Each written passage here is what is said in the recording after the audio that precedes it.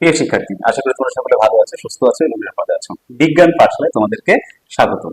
আজকে আমরা দারুণ একটি ক্লাস নিয়ে হাজির হয়েছি, তা হলো একাদশ দ্বাদশ শ্রেণীর রসায়ন প্রথম পত্র তৃতীয় অধ্যায় মৌলের পর্যায়বৃত্ত ধর্ম রাসায়নিক বন্ধন। আজকে আমরা যে বিষয়টি নিয়ে আলোচনা করবো তা হলো ডি ব্লক মৌল, অবস্থান্তর মৌল এবং জটিল যৌগ। তো এই ক্লাসটি করতে গেলে আমাদের যে বিষয় সম্পর্কে জেনে থাকা দরকার তা হলো ডি ব্লক মৌল, অবস্থান্তর মৌল, জটিল যৌগ এবং লিগ্যান্ড সম্পর্কে।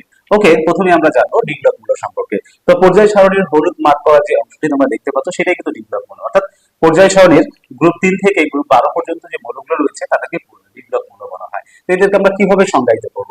যে সকল মৌলের ইলেকট্রন বিন্যাসে শেষ ইলেকট্রন ডি অরবিটালে প্রবেশ করে তাদেরকে কিন্তু ডি ব্লক মৌল বলা হয়। অর্থাৎ আমাদের বিশেষভাবে যে বিষয়টি খেয়াল রাখতে হবে তা হলো শেষ ইলেকট্রন কোন অরবিটালে প্রবেশ করছে।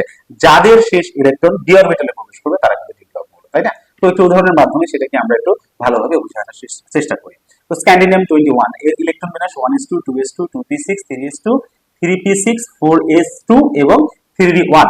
দেখো এখানে কিন্তু শেষ ইলেকট্রন ডি অরবিটালে প্রবেশ করলো।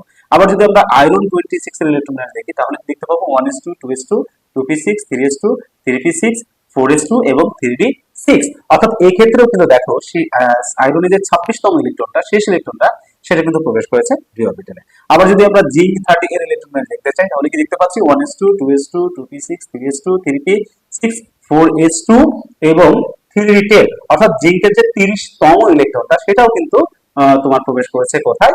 ডি অরবিটালে। অর্থাৎ এক্ষেত্রে আমরা তিনটি মৌলের ইলেকট্রন বিন্যাস করে যেটা দেখতে পেলাম যে স্ক্যান্ডিনিয়াম, আয়রন এবং জিঙ্কের শেষ ইলেকট্রন প্রবেশ করেছে ডি অরবিটালে।